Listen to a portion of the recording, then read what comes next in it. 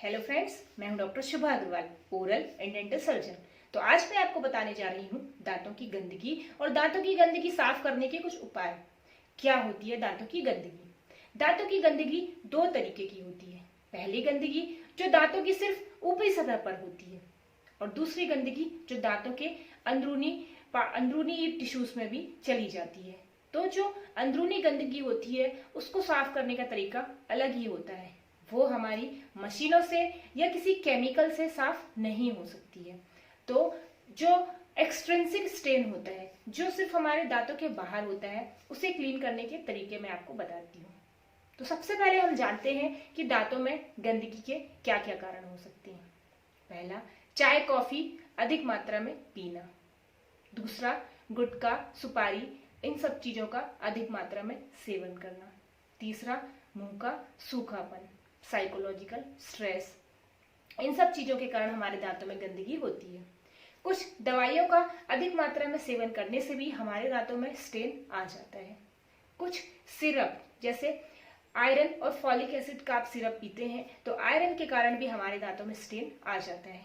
तो आइए जानते हैं कैसे हटाया जाता है स्टेन को। लोगों का सोचना होता है कि हमारे दांतों में गंदगी आ गई है तो हम ब्रश करने से, टूथपेस्ट से या माउथ वॉश से इस गंदगी को हटा सकते हैं। दोस्तों, मैं आपको बता दूं, गंदगी हमारे दांतों में डेली इकट्ठी होती है। लार का काम होता है इस गंदगी को फ्लश आउट करना। लार अपनी इस गंदगी को फ्लश आउट करती रहती है, बट ये गंदगी यदि डेली आप ब्रशिंग के माध्यम से रिमूव नहीं करेंगे तो धीरे धीरे करके ये हमारे दांतों में जमा होती जाएगी और धीरे धीरे करके ये ड्राई हो जाएगी और हमारे दांतों से चिपक जाएगी, जिसे हम जंग जैसा कह सकते हैं। तो इस जंग को हटाने के लिए टूथब्रश या पेस्ट काम नहीं आएगा दोस्तों। इसको साफ करने के लिए हमें मशीनों से अपने दांतों की सफाई करानी होगी, जिसे हम कहते हैं अल्ट्रासोनिक मशीन, स्केलिंग या फिर ओरल प्रोफाइलेक्सिस। तो मशीनों से आप सफाई कराएंगे तभी ये आपकी गंदगी हटेगी। आप इस भ्रम में बिल्कुल ना रहें कि हम जोर जोर से ब्रश करेंगे तो हमारी ये गंदगी हट जाएगी। दोस्तों, गंदगी नहीं हटेगी। गलत तरीके से आप ब्रश करेंगे तो आपके दांत सेंसिटिव जरूर हो जाएंगे। तो आप गंदगी को पहले पहचानिए। यदि वो शुरुआती है और मसूड़े के आसपास इकट्ठी होती नजर आती है तो आप अच्छे से ब्रश करना स्टार्ट कर दीजिए। मसूड़ों से ये गंदगी हटती जाएगी और आपके दांत क्लीन होते जाएंगे। तो आप यदि शुरुआती आपको छोटी छोटी गंदगियां आ रही हैं तो आप अच्छे से ब्रश करना शुरू कर दीजिए। बट यदि वो स्टेन है, वो धब्बा है, तो वो आपका अल्ट्रासोनिक मशीन से ही निकलेगा। लोगों को ये सोचना होता है कि ये हम ब्रश से हटा सकते हैं। बिल्कुल भी नहीं दोस्तों, आप ऐसी गलती बिल्कुल भी ना करें। अब आप जानेंगे कि क्या करते हैं दांतों को सफाई करने टाइम डॉक्टर जो होते हैं, डेंटिस्ट जो होता है, इसे मशीनों के माध्यम से क्लीन करता है। अल्ट्रासोनिक वाइब्रेशन आते हैं, अल्ट्रासोनिक वाइब्रेशन से ये गंदगी हटाई जाती है। तो इस बीच में लोगों का सोचना होता है कि ये जो वाइब्रेशंस होते हैं हमारे दांतों को हिला देते हैं और हमारे दांत घिस जाते हैं। तो दोस्तों, ऐसा नहीं है। उस मशीन को डॉक्टर पहले आपको उनके नाखूनों में चलाकर दिखाएगा। नाखून हमारे दांतों की तुलना में बहुत सॉफ्ट होता है। दांत तो बहुत कड़े होते हैं, कैल्सीफाइड होते हैं। यदि आप उस मशीन को नाखूनों में भी चलाएंगे तो नाखून नहीं हटेगा, क्योंकि उस वाइब्रेशन का जो प्रोसेस होता है वो सिर्फ गंदगी को रिमूव करना होता है, ना कि हमारे नॉर्मल स्ट्रक्चर को। तो जब वो मशीन हमारे नाखूनों को नहीं डैमेज कर पा रही है तो हमारे इनेमल को कैसे ही डैमेज करेगी।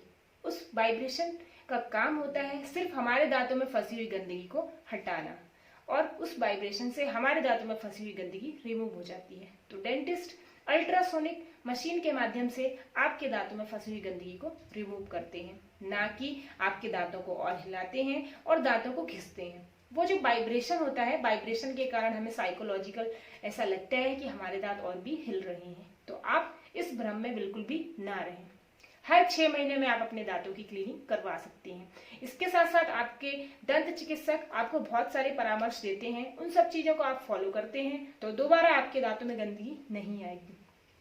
मैं आपको सलाह देती हूँ, दांत साफ करवाने के बाद आप माउथ वॉश का यूज अपने डॉक्टर के परामर्श से ही करें, क्योंकि माउथ वॉश में भी कुछ केमिकल होते हैं जो हमारे दांतों में गंदगी का कारण बनते हैं। उससे हमारे दांतों में पीलापन आ जाता है। तो दांत साफ कराने के बाद अपने दंत चिकित्सक के परामर्श के बाद ही आप टूथपेस्ट और माउथ वॉश मेडिकेटेड कीजिए। इससे आपके दांतों में दोबारा स्टेन नहीं आएगा। चाय पीने का टाइम और जो एक्स्ट्रा आपके एडिक्शन के टाइम, इन सब चीजों से इंसान घिरा हुआ है, तो इसको आप टाइम बे टाइम यूज बिल्कुल मत कीजिए। खाने के टाइम में कभी भी चाय नहीं पीनी चाहिए, क्योंकि उससे हमारे मुंह में और भी ड्राइनेस होता है और हमारे मुंह में स्टेन आने के और ओरल प्रॉब्लम्स के चांसेस बढ़ जाते हैं। एडिक्शन जो होता है उसको भी आप 1 से 2 बार करते हैं तो उतना फर्क नहीं पड़ता है, लेकिन आप टाइम बे टाइम खाने के टाइम पे इन सब चीजों का सेवन करेंगे तो दोस्तों इससे हमारी इम्यूनिटी भी प्रभावित होगी, हमारा शरीर भी खराब होगा और हमारे ओरल कैविटी में इसके सिम्टम्स दिखने लग जाएंगे। तो इन सब चीजों का भी विशेष ध्यान रखें। चाय कॉफी अवॉइड कीजिए और इससे आगे आपको जो भी परामर्श लेना होता है दांतों की गंदगी से जुड़े हुए, तो आप उससे कमेंट बॉक्स में कमेंट करके पूछ सकते हैं। तो जो भी आपको, सबसे पहले आप अपनी भ्रम दूर कीजिए कि दांत साफ करने का मतलब कोई केमिकल जैसी चीज नहीं होती है। किसी केमिकल से दांत साफ नहीं हो सकते हैं।